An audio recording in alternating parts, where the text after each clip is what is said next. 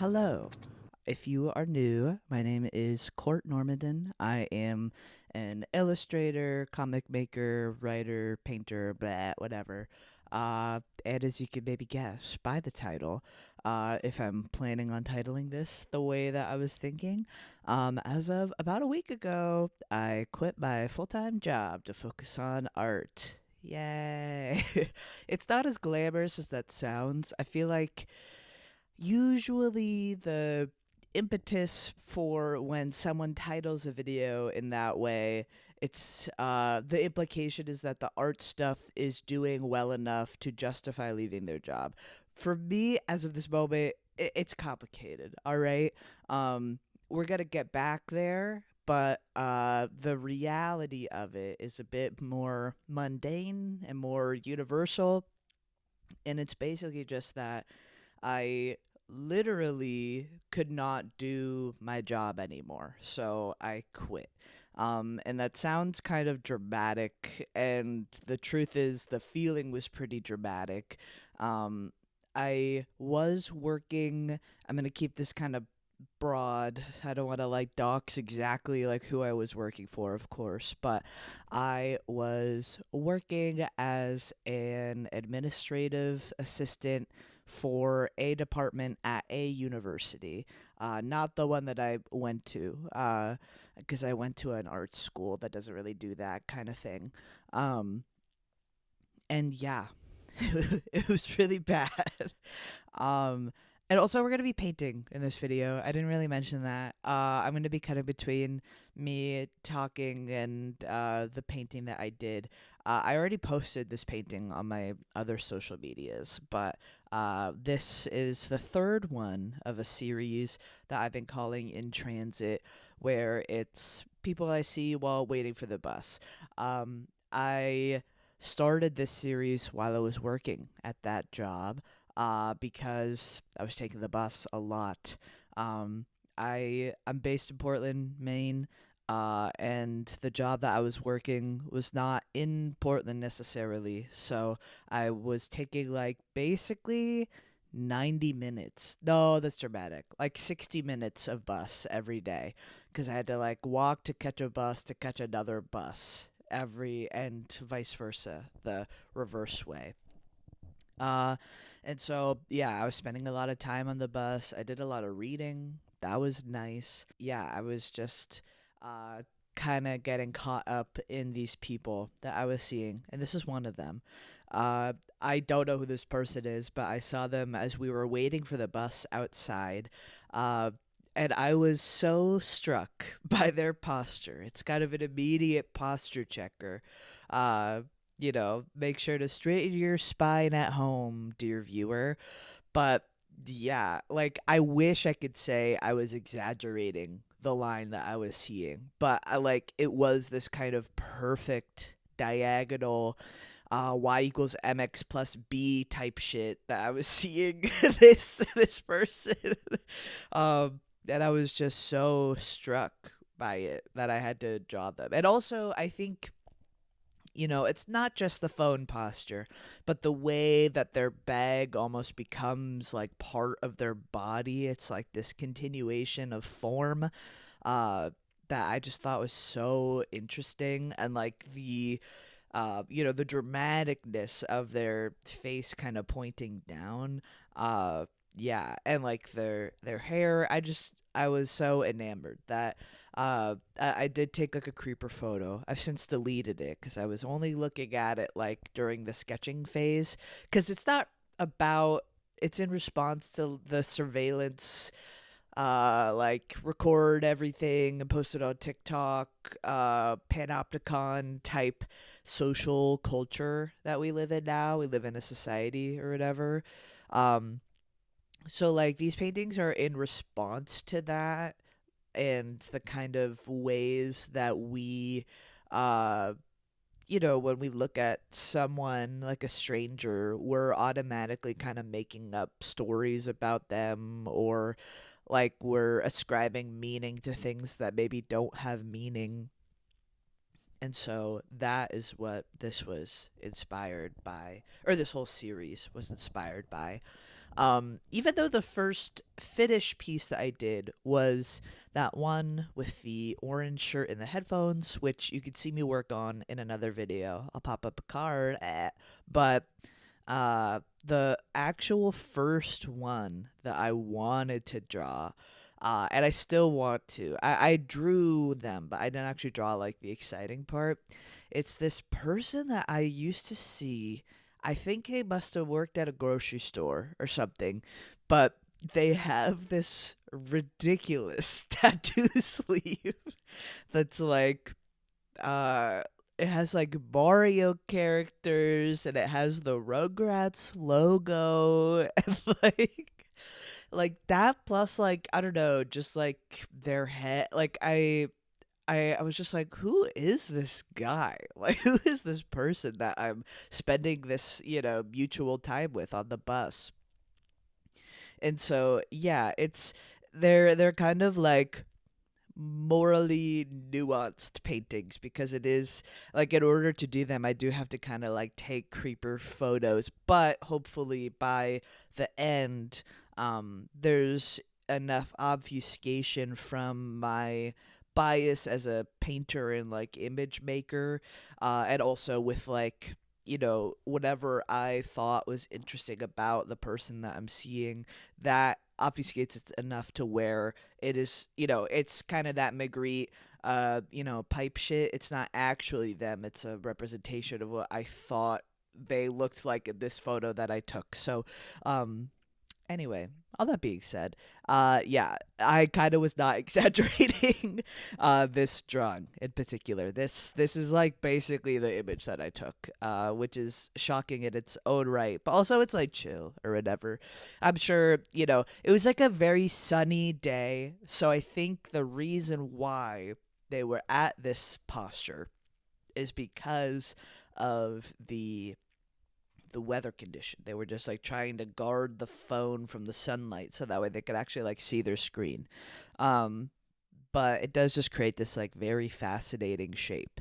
And so I will pop up on the screen the sketch that I did, though I actually might show it later as well. So maybe not. I don't know.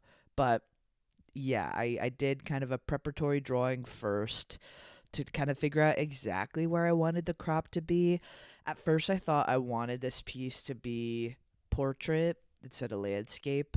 I thought I wanted cause like there's kind of the shape that their shirt made was kind of also like a perfect straight line down, and so I thought that capturing that kind of form and leaving like a really big pocket of space underneath their hands could be interesting, but I ultimately decided to do a tighter crop just because I wanted to focus on the face and the head and their hands and that kind of like. I wanted the crop to be able to enforce the kind of boxed in, hunched over type feeling, and I thought that if I were to do a bigger crop or yeah, like a wider zoomed out crop, it would not have the same effect. So that's kind of my explanation for that. Yeah, and so this is on paper. I've been enjoying painting on paper. There's something a bit more immediate about it or more accessible. Um, yeah, psychologically, I feel like when you're like putting something on a canvas or it's like on uh, a wood panel with sides. I'm forgetting the word. I feel like psychologically I don't know, it gives it more gravity because like the implication is that it's going to go up on a wall somewhere or it's going to be installed in a gallery, and I find myself kind of getting tripped up. I get tripped up by that sort of thing. Um and so painting on paper, I think, makes it more my level, basically. It brings it down a notch to my level. And yeah, so the actual thing that I'm painting over, you're probably looking at this footage and you're like, what's happening here? And the what is happening is that this piece of paper was originally the like first attempt at the cover of the comic that I made last year, Ree Carpenter Has a Bad Day. Um and I didn't like it on paper, so I ended up doing it digitally. It took kind of a while. It was annoying, uh, but it turned out fine. And so I just had this like piece of paper that already had paint on it that I wasn't using. So I thought might as well like get something out of it. I prepped it with this material called carborundum paste. Um, it is a printmaking thing. From my understanding, I got the carborundum paste for calligraphy or making calligraphs, which are kind of like it's a mix of like intaglio and relief printmaking, but the way that I was wanting to use it, I was inspired by this printmaker. I think her name is Susan something. I could put her information on the screen. But she makes these collograph prints on found, you know, paper, cardboard, like milk cartons and that sort of thing. Um, and the way that she uses it is that it uh you can basically paint on the carborundum paste, and it just gives the plate a bit more surface. It's if you've ever done intaglio printmaking, it's kind of like the different amounts of acid and etching, like you can get different tonal variations on the plate. And so in 2022, when I was wanting to do this type of thing, I got the carborundum paste, and then my life was kind of falling apart.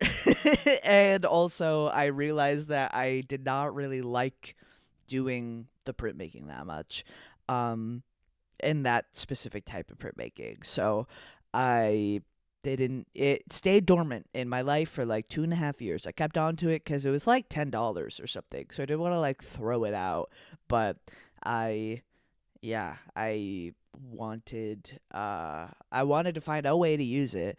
And then as I've been exploring painting again in 2025 and now in 2026, happy new year by the way, I had the thought of, oh, why don't I try using this? Because basically it's carborundum, which is an abrasive, it's a grit. In printmaking more broadly, it's what you use to grind down a lithography stone. So like you pour that on there and you give it a little turn around. I haven't had a chance to do stone lithography yet, so I don't know this firsthand, but I know it from internet research. And so it's that grit, which I would describe, it basically feels like sandpaper or like an emery, like fingernail board. It feels like that, in like a powder form mixed into a water-based paste. And so once it dries, you can like run your finger on it, and it basically feels like an emery board. It'll rub down your cuticles or whatever. Okay, mid painting check in. Well, I hope it's midway through because I don't want to be working on it anymore. This guy and I are beefing, not the real person that I'm drawing, because I saw them in person, but I don't know who they are. Yeah, this guy's pissing me off. The problem is me though. Like, it's a me issue. Actually, I blame my boss because I've had a bad week at work, so it's making it hard to paint. Nah, I'm just kidding. Well, I'm not kidding, but yeah, it is a me issue. I have like a very vague conception of what I want this to look like. Or I had, like, I didn't know, especially color-wise, I didn't know what I wanted to do for it. Basically, I don't know what I'm doing. I'm hoping, we'll get through this phase. I mean, right now, actually, on camera, I like it more than I do in person. In person, it looks, like, so yellow. And, like not, like, a good yellow. Like a dehydrated piss yellow.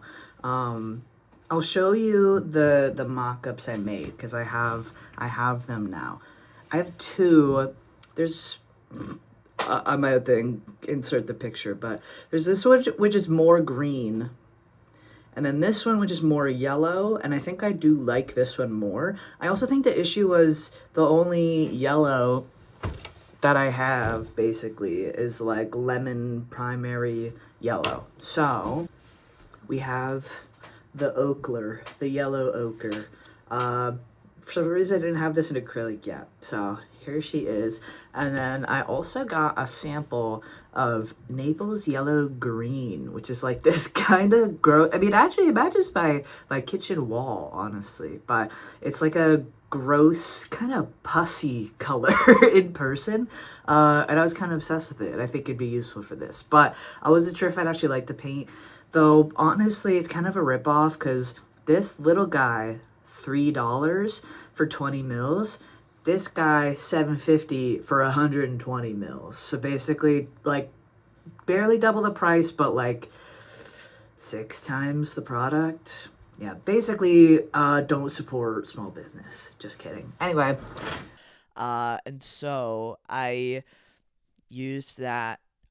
This was the second try. The first attempt was on a different painting that I kind of just generally didn't like as much. But like I liked the carborundum paste as a base for the acrylic paint going on top of it. Um, as the paste is drying, it's kind of like gesso in the sense that like you can, or like meringue where you get the stiff peaks, so you can like add some texture into it. And I found it really fun to be able to. I was kind of beating the hell out of this one to like get those kind of different interesting marks. Because I guess basically what I was yearning for is just some kind of interference with the paint, just making it interact in a different way. Because I think, especially on paper, acrylic has the tendency to look not awesome. There's just something about the possible shininess of it that like with the paper being so flat that it just, I don't know, it doesn't hit the same. Um, but the carborundum paste, it helps give it a bit more tooth without having to use like a ton of paint. Um, and so yeah, that was my thought process behind why I wanted to use it. I think also connecting back to like the meaning behind this painting of like wanting to like obfuscate my perception of this person. uh I think the carborundum paste helps with that because you can't do like a photorealistic painting on a surface like that because the surface is just like a little too intense for it. It'll always kind of look like a painting, which is what I'm going for. So that's the thought process there. This painting generally was kind of annoying, but we like really come around in the end. It had like a very strong start and a very strong end, but the middle is kind of no man's land for sure. Um, I think because I had done that preparatory sketch and I really liked the lines in it, I just really was not sure how I wanted to finish it or like what I actually wanted it to look like in painting form. Like I knew what I want, like how I wanted it in sketch form, and then I was able to transfer that to the surface. But after that, it gets a little more complicated. Oh right, so the board itself looks kind of crazy, and it was I had to kind of like just put down a layer to like get recarpenter out of my face. Yeah, but it was like a necessary evil. It had to be done. I hate to kill a child or something, but YouTube's probably not gonna like that. Whatever, who cares? Um, but yeah, it looks crazy. It gets better. I initially like because of the sunniness of the sunny day that this was when I saw this person.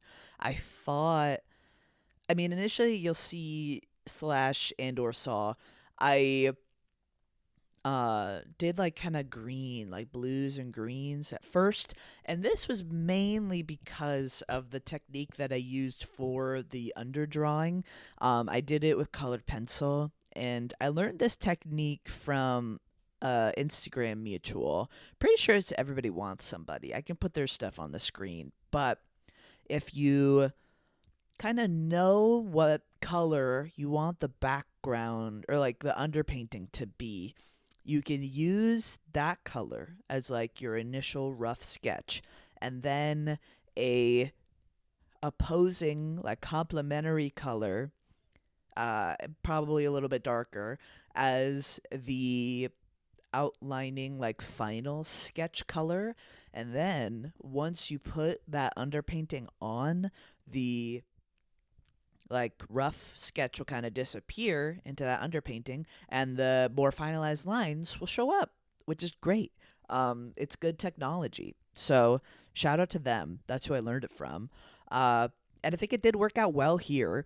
The issues started when I didn't know what to do from there, like color wise, or what I wanted the painting to be. You'll kind of see I recorded a little bit, and then there's like a big gap where I didn't record because I was pissed off about it. But uh, yeah, I think part of the issue was I was using too many colors, and that's, I I'm a chronic color user. I really love using a lot of colors. I don't like limiting myself.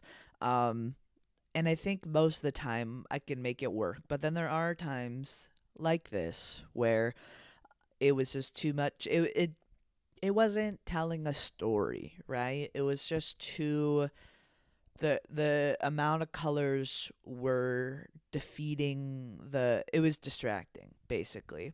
And so yeah, like there's some like really dramatic like purples and reds, but also like I knew I wanted the backpack to be green, and like basically it just wasn't right.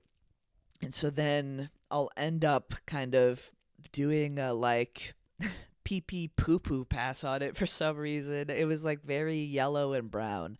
Um, but I was missing yellow ochre, basically. I needed her so bad. And so I had to go and get some yellow ochre paint and come back. Because that's like what I wanted. But all I had were like lemon yellow and then burnt sienna, burnt umber. And like, even though you'd think like yellow, like a lemon yellow and a burnt sienna could get there, it's like not the same as yellow ochre, okay? Dude, just trust. I suppose now I'll talk about the title of the video and kind of my thoughts reflecting on it. Yeah, it's pretty straightforward, but basically it just got to a point. I mean, let's start from the top. I've always not really liked the job, right? I was like already looking for new things in February of 2025, and I had started 3 months prior. So it wasn't a good fit. I thought that there were benefits to it, kind of, the financial stability relative, the health insurance, the free bus, and my supervisor, the one that I was reporting to, was pretty lax about a lot of things. So like I could just kind of fuck off and leave when I needed to. And I was able to like TA a illustration class, which was really nice. While like even though it kind of interfered with my work hours. And so there was benefits to the job, and like I met a lot of nice people. I worked with some pretty good people. Um but the problem was kind of me. I mean, also my supervisor, but me. I think I'm just not a full-time job person. I it it I mean, this is not exclusive to me, right? I don't want to make it sound like I'm the first person to ever not like their job or something. Sorry, I got scared my mic was off.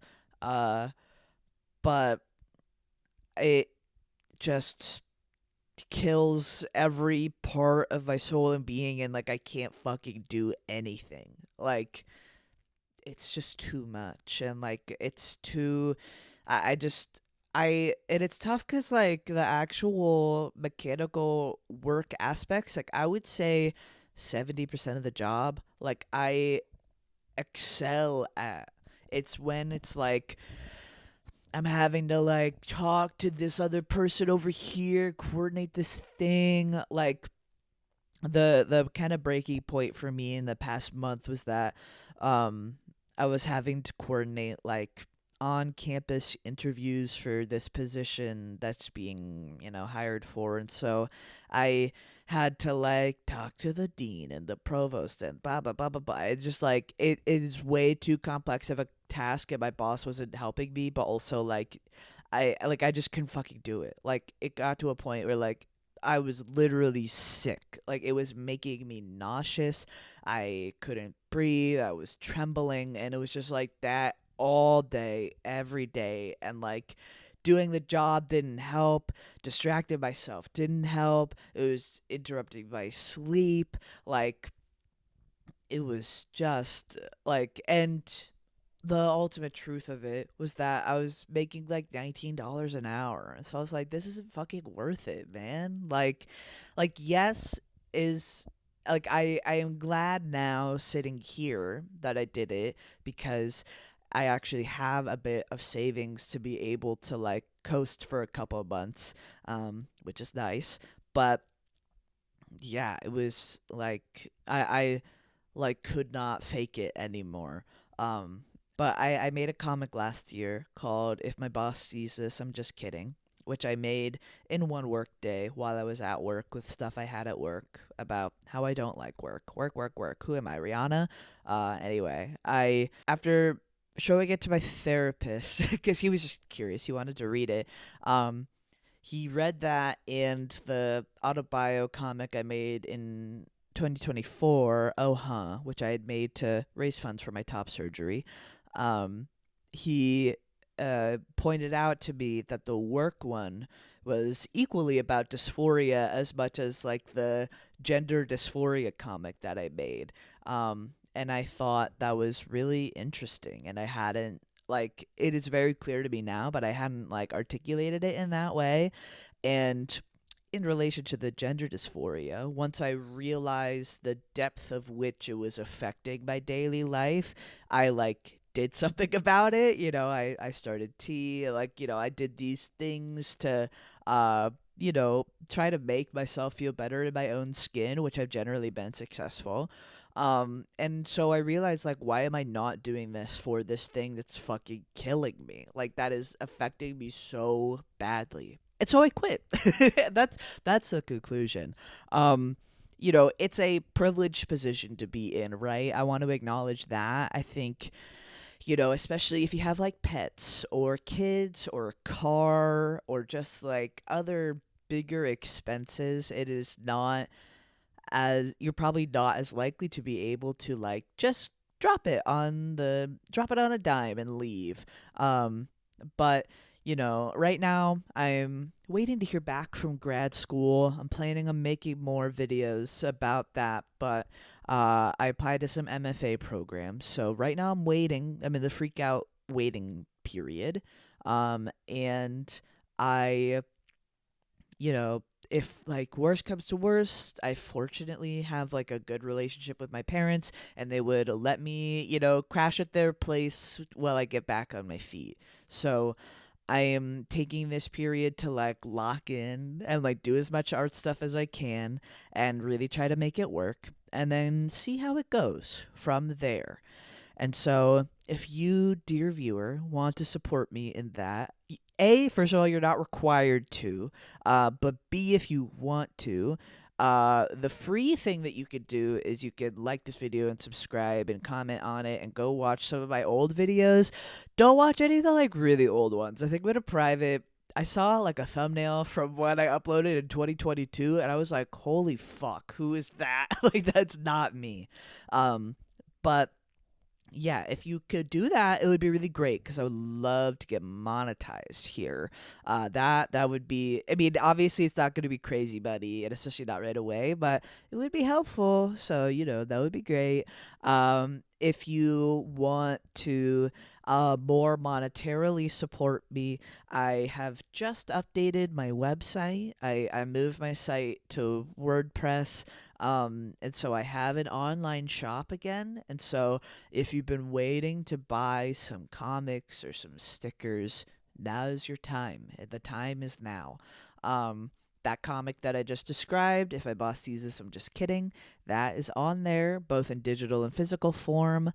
Um, And yeah, that is a great way that you can support me directly, if you have the funds to do so. I know, like, economically things are tight right now, so I would rather you like save your money to like buy groceries if you need to. But if you have a little spending money, I would happily take it.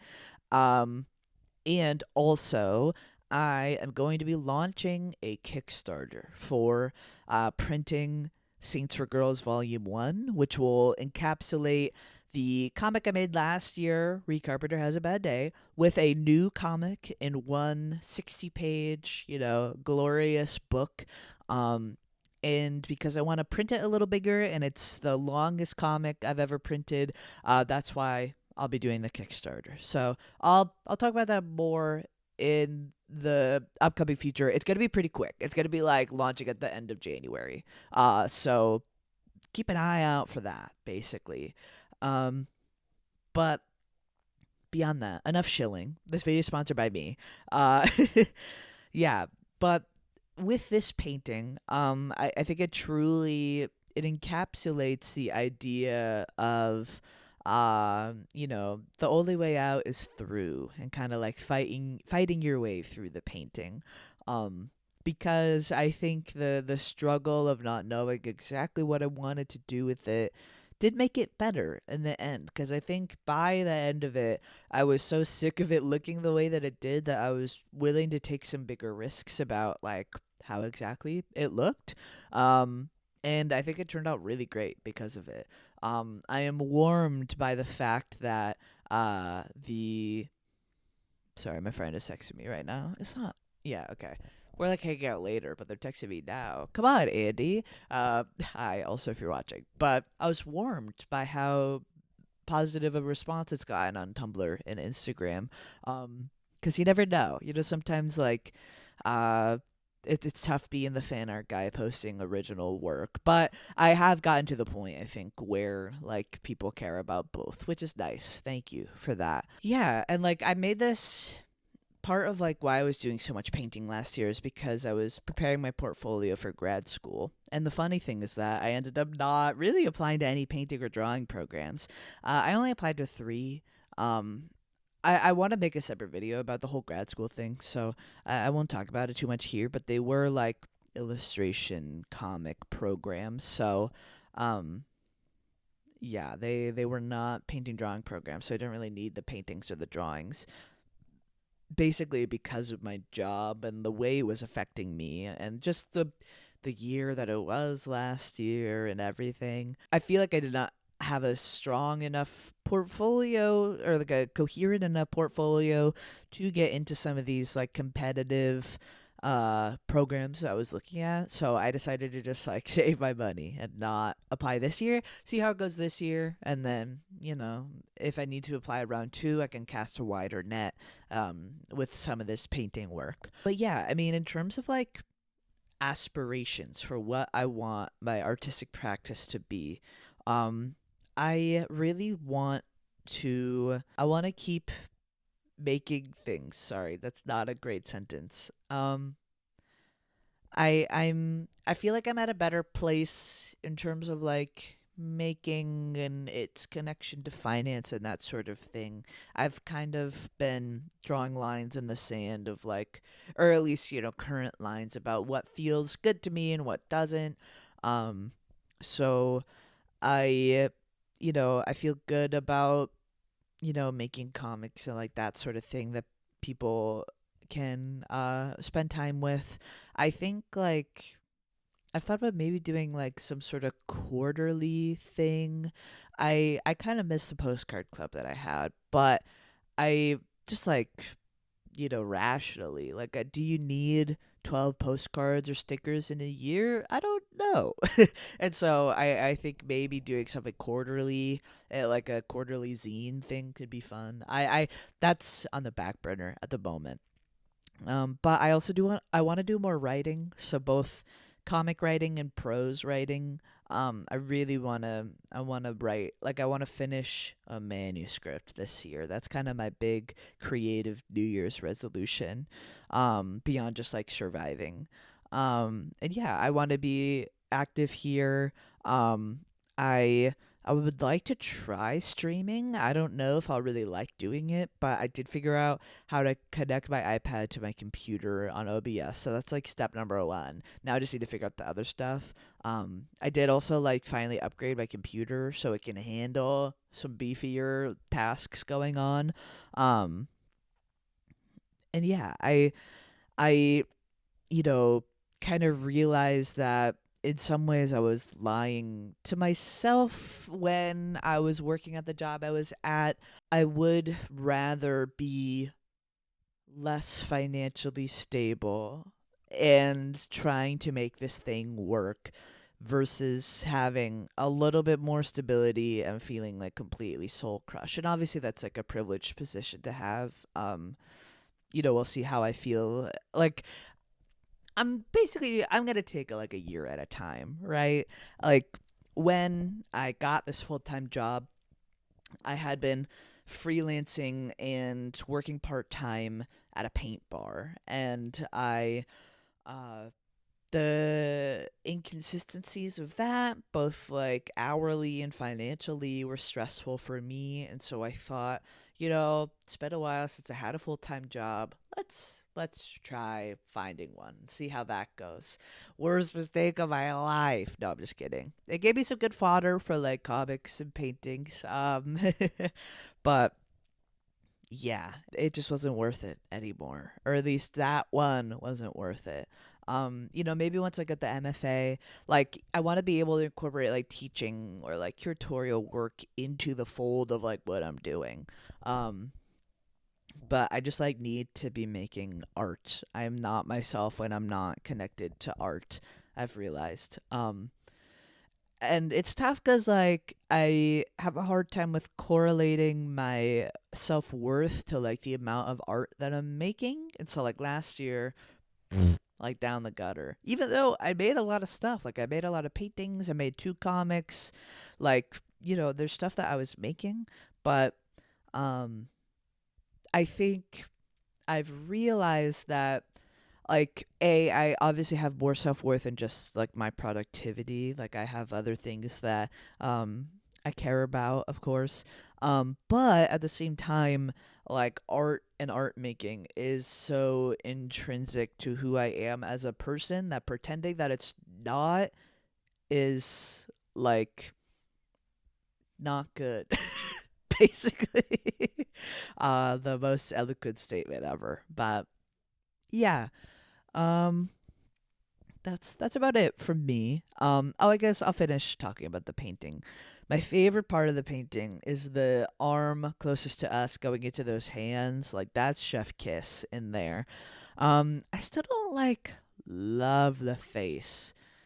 It feels a little too tight, but also I'm not gonna change it at this point. So it is what it is. And I've heard good feedback about the face and people liking it. So I'm like, okay, different strokes for different folks.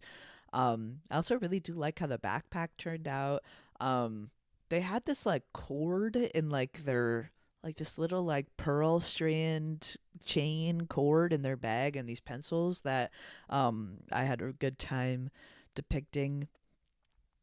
And yeah, I think color palette wise, you can see like, we're still getting a broad chroma range, but that yellow ochre and that pussy green yellow that I got, I think those were the keys that I needed. Because I think using those as the base and kind of like exploring from there, um, gave it more cohesion that it needed, while also kind of keeping that like warm summery vibe and like kind of the daylightness of it, but also like getting further into abstracting like the actual thing that I was seeing.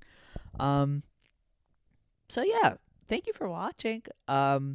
I don't know if this goes until the end of the video or where this goes, but if you're here, thank you.